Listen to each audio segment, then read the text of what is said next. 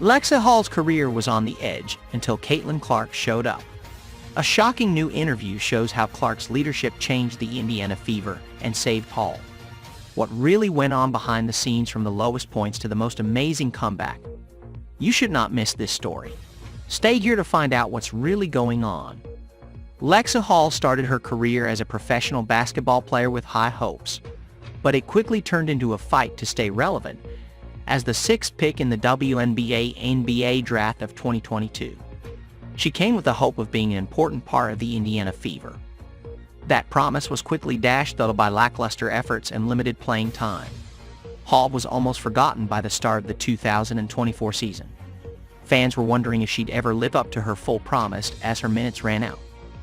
It was a lot harder than Hall thought it would be to go from college to the WNBA. She was famous at Stanford for how tough she was, how strong she was, and how smart she was in basketball. She helped her team win a national championship, and it looked like she was meant to be successful in her career. But in the WNBA, the games were more important, and the competition was tougher.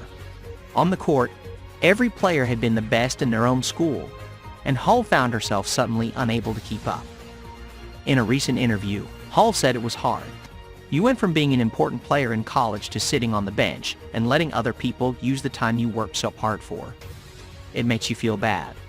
We were very close to calling Hall a bust by the time the 2024 season came around. Her faith was shaken, and the Fever as a group wasn't in a better place.